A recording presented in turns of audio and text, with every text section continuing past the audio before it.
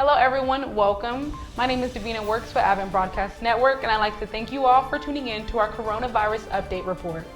I'm sure you've been wondering where I've been. If you miss my face, I definitely miss seeing and engaging with you all, but I did take a trip out of the state of Texas.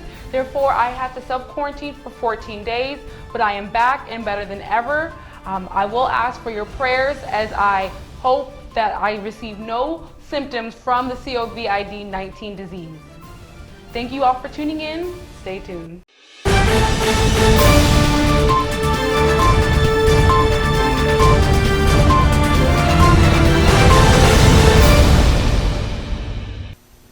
Public health officials have confirmed the United States has entered what U.S. Surgeon General Jerome Adams warned will be the toughest week yet of the coronavirus crisis.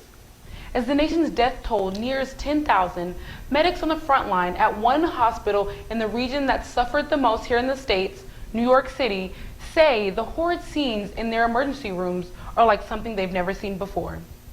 However, President Trump seemed to have a more positive response regarding the novel coronavirus pandemic, saying on Sunday that we're starting to see a light at the end of the tunnel. Even with talk of the virus coming to a soon end, U.S. hospitals are facing severe and widespread shortages of personal protective equipment, ventilators, testing supplies, and staff, according to a newly released watchdog report from the Health and Human Services Office. Around the world, almost 70,000 lives have been lost to the COVID-19 disease, while the U.S., Britain, and Japan, among the many nations, are facing ongoing outbreaks. Hopeful news is emerging from China and South Korea, and even the severely struck communities of Italy and Spain. Now, with the outbreak still accelerating in some areas of Japan's largest cities, Prime Minister Shinzo Abe said he will declare a state of emergency in 7 prefectures this week. People will then be asked to stay indoors, but no legal penalties will be imposed for noncompliance. Spain, one of the major countries ravaged by the virus, is now experiencing a slower rate of new infections, and while officials recently stated that 637 people have died in the previous 24 hours, it was Spain's lowest number of deaths in 2 weeks. Countries such as India are converting passenger train cars into isolation facilities with capacities to hold 80,000 people as coronavirus infections increase in the world's second most populated country. Government officials in Africa are warning a serious economic collapse if financial assistance isn't provided to the millions of people out of work due to the current global pandemic.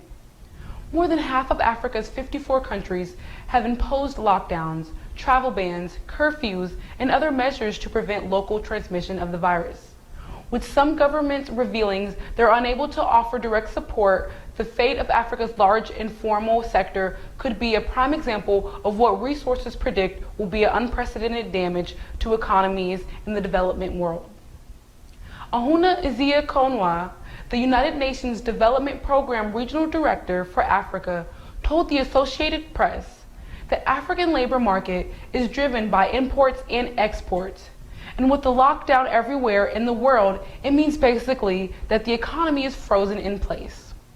He also mentioned that unless the virus's spread can be controlled, up to 50% of all projected job growth in Africa will be lost, as many essential industries all will take a major hit.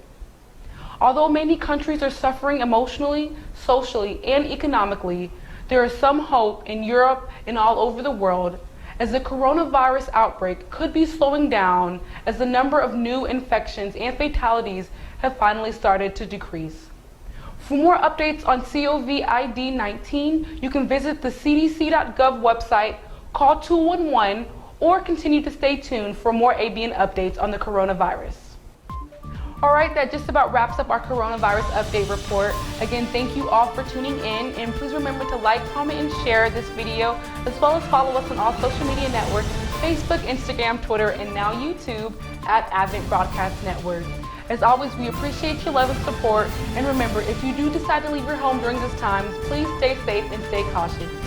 My name is Davina Work with ABN. Be blessed.